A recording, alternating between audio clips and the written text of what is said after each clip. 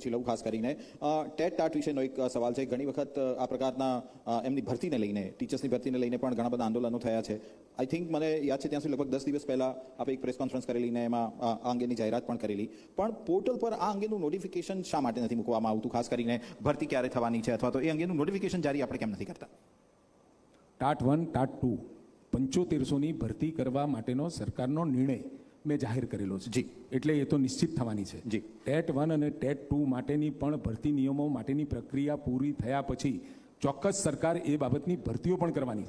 એટલે આપણે શિક્ષકો નથી ભરવા એવો વિષય નથી, પરંતુ સાથે સાથે ધોરણ 1થી લઈ અને છેક સુધી આખી જે ટ્રેકિંગ સિસ્ટમ છે એ ટ્રેકિંગ સિસ્ટમમાં વિદ્યાર્થીઓના ઘટ, વિદ્યાર્થીઓનો વધારો, ફાજલ થતા શિક્ષકો, વર્ગખંડની અંદર રહેતા બાળકો, આ બધાનો અભ્યાસ કર્યા પછી આજે માનો કે તમે શિક્ષક વધારે ભરી લીધા, પરંતુ હવે જે રીતે અવેરનેસ વધી છે એમ જનસંખ્યા પણ થોડી કાબૂમાં આવતી જાય છે, બાળકો ભણતા પણ ઓછા થાય. એ વખત અને અત્યારનો સમય, આ બંનેની વચ્ચેનો સિંક્રોનાઇઝ કરીને નિર્ણય લેવો પડે. સરકાર શિક્ષણ માટે રૂપિયા વાપરવા માટે, શિક્ષકોની ભરતી કરવા માટે પીછેહટ કરવા નથી માગતી, પરંતુ સમગ્રતઃ હોલિસ્ટિક એપ્રોચ સાથે આગળ વધવા માગે છે. આ ભરતી ક્યારે કરવામાં આવશે? કારણ કે જે તમે 7,500 શિક્ષકોની વાત કરી એનો આખો પ્રોસેસ કેવી રીતનો હશે? કારણ કે મને યાદ છે ગયા વર્ષે પણ કુબેરભાઈએ પણ કહ્યું હતું કે 15 જૂનની આસપાસ અમે કાયમી ભરતી શિક્ષકોની એની પ્રક્રિયા શરૂ કરીશું. અત્યારે તમે જાહેરાત તો કરી દીધી છે, પણ એનો પ્રોસેસ ક્યારથી શરૂ કરવામાં આવશે? આપણે ટાટની પરીક્ષા 2018માં કદાચ લીધી હતી અને 2023માં લીધી. હા, બંનેના વિદ્યાર્થીઓ એલિજિબલ. અને એકચ્યુઅલી ટેટ અને ટાટ આ પરીક્ષા સીધી નોકરી આપવાની પરીક્ષા નથી, એલિજિબિલિટી ટેસ્ટ છે. આ કોઈ માનતું હોય કે મેં ટેટ પાસ કરીને ટાટ પાસ કરી એટલે મને નોકરી મળી જશે, એવું નહીં.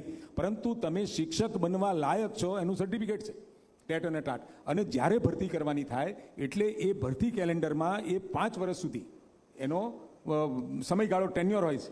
એ ટેન્યોરમાં તમે આ લોટમાંથી, આ સમૂહમાંથી એની ભરતી કરો. આ ભરતી, આ બંને પરીક્ષાઓમાં કોમન મેરિટના આધારે આપણે ટાટની ભરતી કરીશું અને એ જ પ્રમાણે આપણે ટેટમાં પણ કરીશું. પણ આ પ્રક્રિયા ક્યાં સુધીમાં પૂર્ણ થશે એ એક સવાલ હતો. મેં કહ્યું, આખી સરકારની અંદર ભરતી નિયમો તો ટેટના આપણે બનાવીએ છીએ. એ ભરતી નિયમો બન્યા પછી તરત જ એ આપણે કરી લઈશું.